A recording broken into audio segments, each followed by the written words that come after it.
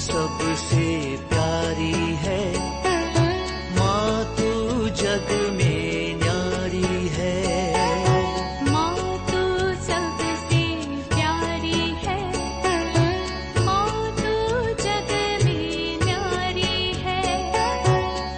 अपने आंचल में रखना, अपने आंचल में रखना, हमें वरदानों से भरना।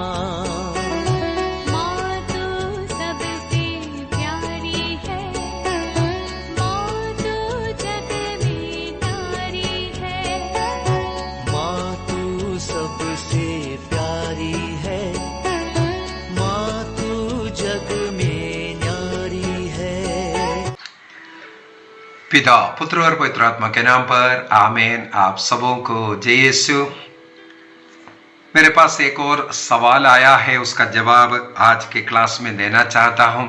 ये विवाह के विषय में एक सवाल है।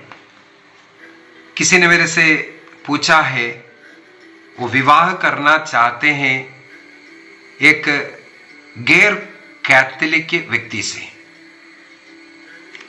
क्या ये संभव है? कैसे कर सकता है? उसके लिए क्या करना चाहिए? दूसरा, एक और भाई हाल ही में मुझे फोन करके बताया, उनके गांव के जो पंच जो लोग हैं, जो होता है, वो मेरे शादी के लिए बाधा डाल रहा है। बाधा यह है, उनका जो बड़ा भाई है कलीसिया के नियम के विरुद्ध में जाकर के शादी कर करके कहीं चला गया।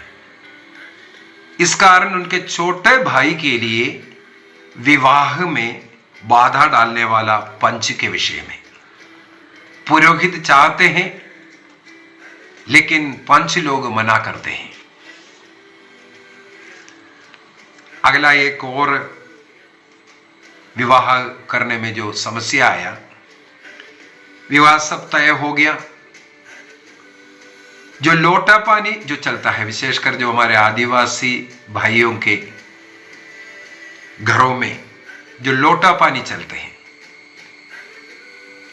तो एक भाई ने निर्णय किया, हम ये लोटा पानी तो रखेंगे, लेकिन ये दारू पिला करके नहीं होगा, दारू नहीं पिलाएंगे। उन्होंने जब ये बात रखा तो वही पंच लोग, ये तो हमारे पूर्वजों से आया परंपरा है, दारू पीना पड़ेगा, जब तक दारू नहीं पिलाएगा शादी नहीं होगा। और मुझे पता चला है करीब 8-9 महीनों के लिए शादी नहीं हो पाया, रुका पड़ा रहा। केवल इसी कारण दारू नहीं पिलाएंगे, लोटा पानी में दारू नहीं पिलाएंगे, ये निर्णय के कारण हम लोगों का ये संस्कृति है, पिलाना पड़ेगा, तभी हम जो लेटर देगा अनुमति देगा। अगला एक और आया शादी के प्रॉब्लम, मुझे ये बताया, ये जो पंच है जो गांव का, वो बोलता है दारू दे दो तब मैं लेटर दूंगा। उनको दारू खरीद करके देना है तब देगा। इस प्रकार अनेकों बातें, चाहे वो गैर क्रिस्तीयों के साथ या गैर कैथोलिकों के साथ विवाह का मामला हो, या अपने संस्कृति के नाम बोल करके जो गलत काम करवा रहा हो, विवाह में बाधा डालने वाले कुछ लोग अभी विवाह संस्कार के विषय में अज्ञानता के कारण, नियम के अज्ञानता के कारण यह सब हो रहा है। हमारे पारिवारिक प्रार्थना एवं धर्म शिक्षा पुस्तक, उसी को ही मैं फिर बार बार बता करके दे रहा हूं, क्योंकि ये किताब के अंदर यह सब दिया हुआ है। 7 संस्कार के विषय में क्या है, कैसे है।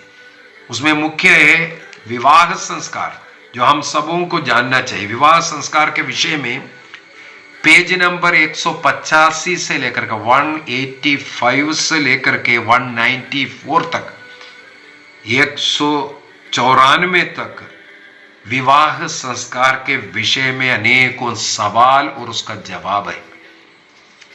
एक विवाह का क्या मतलब है, विवाह संस्कार कैसे होता है, विवाह संस्कार का उद्देश्य क्या है, एक विवाह वैध कब मानते हैं, और क्या अन्य धर्म का या अन्य जो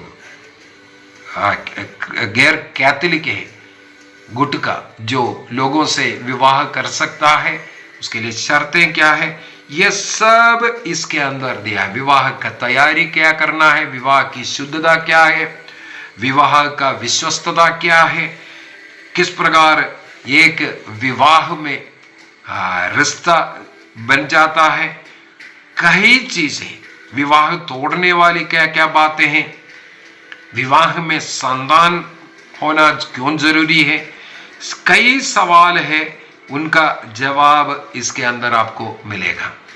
सबसे पहले एक विवाह को यदि वैध मानना है, वो विवाह कलीसिया के नियम के अनुसार होने वाला होना जरूरी है।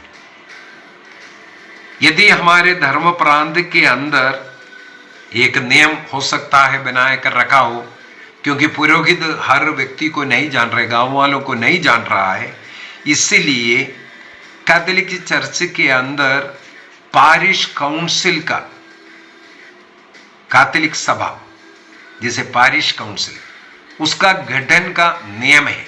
सेकेंड वेटिकन काउंसिल के बाद पारिश काउंसिल होना जरूरी है, और हर क्षेत्र से उसके अंदर रिप्रेजेंटेटिव, हर प्रार्थना ग्रुप या कोई भी ऐसा, चाहे महिला मंडल हो, यूथ हो, उनका एक रिप्रेजेंटेटिव उसके अंदर रहता है। वहां पर उस जो पारिश काउंसिल बैठक के अंदर कुछ नियम, कुछ निर्णय पारित होता है, और पुरोहित लोग कुछ सुविधा के लिए गांव का जो मुखिया है, जो पारिश काउंसिल जो मेंबर है, कई जगहों पर उनको पंच कहते हैं, उस पंच को अधिकार दिया, आपके गांव से यदि किसी को विवाह करना है या बपतिस्मा होना है, दृढ़ीकरण को होना है, उनको तैयार कर करके उन्हें प्रस्तुत करना, उनको काम देते हैं। इसका मतलब ये नहीं है उस पंच होल सोल है, ये गलत सोच है। कोई कैनन लो, कोई नियम नहीं है, अगर वो मना करता है तो विवाह मना हो जाएगा, नहीं है, गलत। यदि किसी धर्म प्रांत में ऐसा हो रहा है तो एक गलत हो रहा है, क्योंकि मेरे पास ऐसे कई लोगों का कंप्लेंट आया है। पंच लोग दारू पिलाने के लिए बोल रहे, दारू पी करके वो लिख करके देगा, अनुमति देगा। यदि जैसे अभी मैंने बोला है, ये जो लोटा पानी है उसमें दारू नहीं पिलाएगा तो अनुमति निषेध। ये अनुमति निषेध करने का ये जो अधिकार इनको नहीं है। पारिश काउंसिल, उसका प्रेसिडेंट पुरोहित है, प्रेसिडेंट पुरोहित है, वो स्वयं भी निर्णय कर सकता है। हाँ, पारिश काउंसिल मेंबर्स का रिकमेंडेशन अवश्य सुनना चाहिए, लेकिन नियम कानून, कैनन लो, कैटेकिज्म, चर्च का नियम, धर्म प्रांत का नियम, कलीसिया का नियम सब जानने वाला व्यक्ति पुरोहित है। और उनको भी कोई डाउट है तो धर्म प्रांत में इसके लिए पुरोहित नियुक्त है। सिविल जो जैसे सिविल कोर्ट है वैसे हम लोगों का कोर्ट रहता है, वो पुरोहित उसमें अप्रोच कर सकता है, पूछ सकता है, पता कर सकता है। किसी भी ऐसा व्यक्ति, पारिश काउंसिल मेंबर जो पंच, किसी का विवाह को नहीं रुका सकता, नियम कानून उनके पास नहीं है। Catechism of Catholic church 1625 and 26, 1625 और 26 में, canon law 1057, Roman canon law 1057 और यूथ कैटेकिज्म उसका 261-62 के अंदर एक विवाह को वैध मानने के लिए कुछ बातें हैं, 7 मुख्य बातें हैं उसके अंदर। मैं उसको बताकर देता हूं कौन सा विवाह वैध होता है, कौन सा विवाह वैध नहीं है। अवैध है ये बात पारिश काउंसिल मेंबर्स पुरोहित को बता सकता है ये ऐसा ऐसा रुकावट का कारण है, केवल इतना है बोल सकता है। वो मना नहीं कर सकता, वो रुका नहीं सकता, वो ब्लॉक नहीं कर सकता। डिसीजन फाइनल पुरोहित का होना चाहिए, चर्च का होना चाहिए, बिशप का होना चाहिए।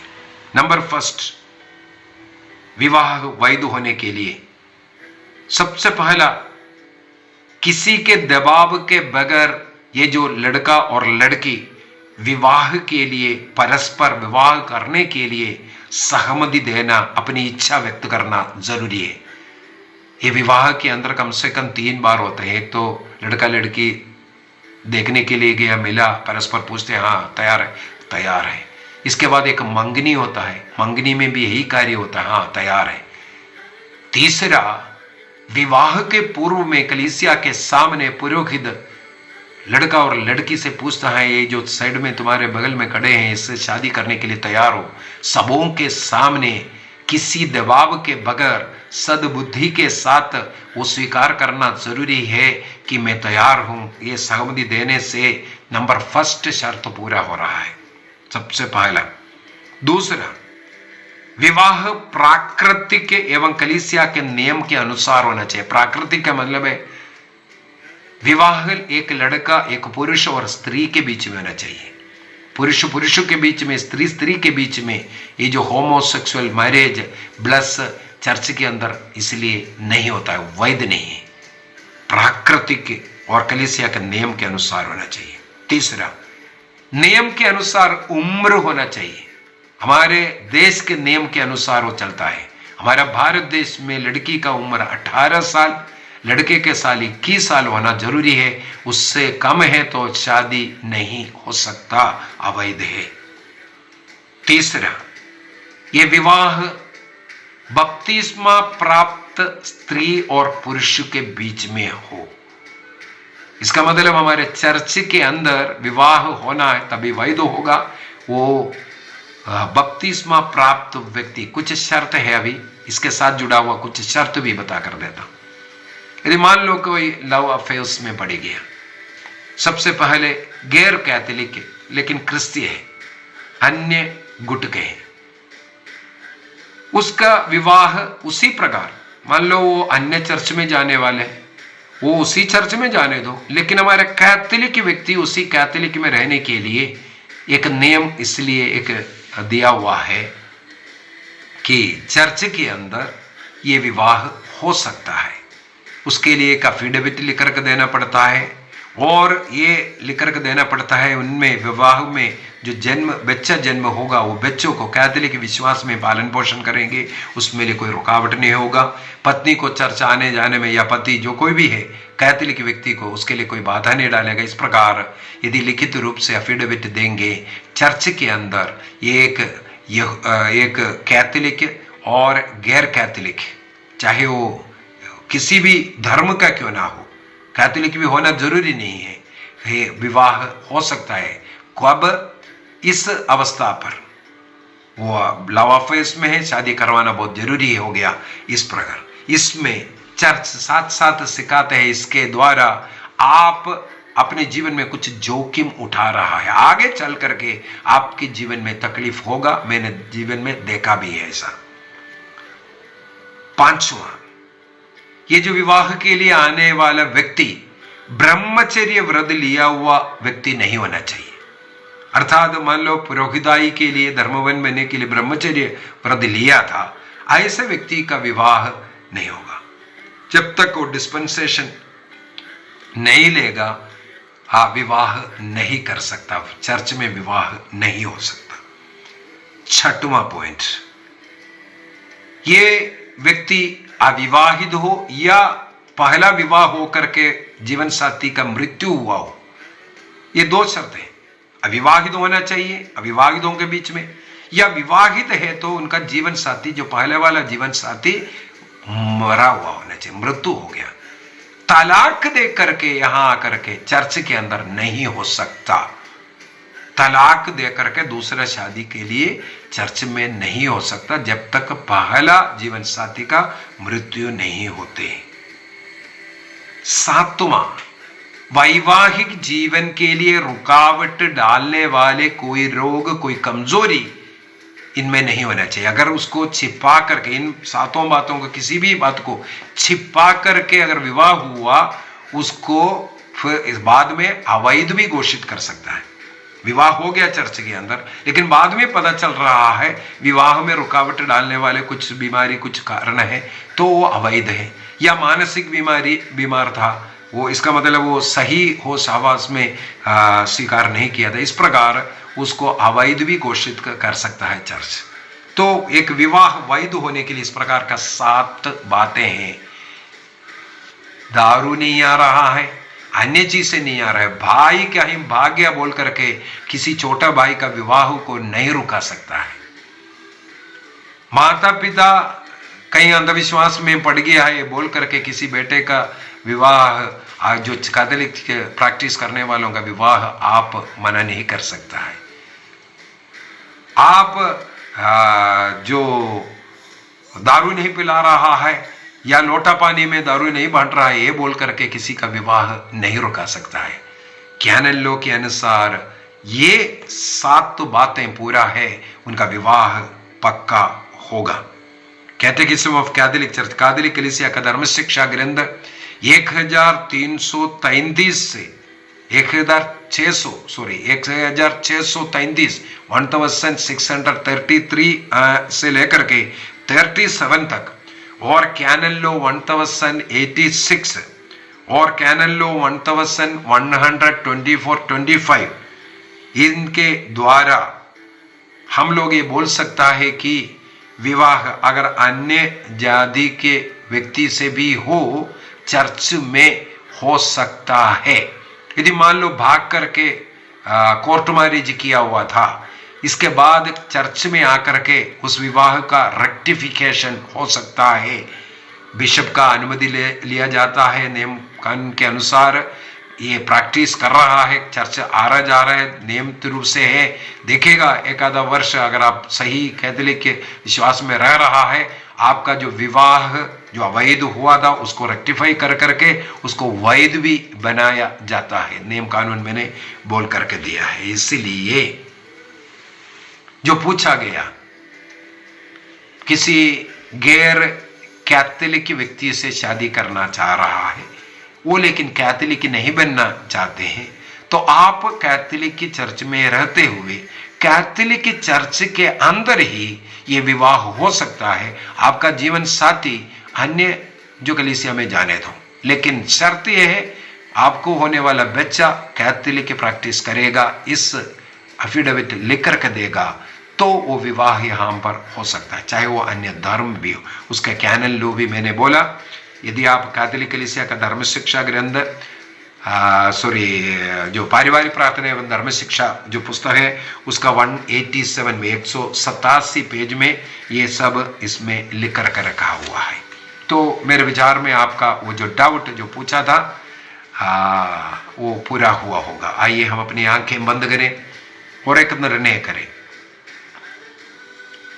कलीसिया के नियम के अनुसार वैध विवाह करने का, विवाह के पूर्व में पवित्र जीवन जीने का, विवाह के अंदर पवित्रता को बनाए रखने का, अपने शरीर ईश्वर का मंदिर है, इस मंदिर को पवित्र रखने का, किसी भी गलत संगति में पढ़ करके और अविश्वास में पढ़ करके, अंधविश्वास में पढ़ करके अपना विश्वास प्रभु यीशु मसीह का शरीर रक्त को जहां ग्रहण कर सकता है उसी चर्च से जुड़े रहकर जीवन जीने का निर्णय करें। प्रभु आपके लिए तोबित का ग्रंथ अध्याय 6 वाक्य 18-19 में अनादि अनंत काल से आपके लिए उपयुक्त जीवन साथी चुन करके रखा है।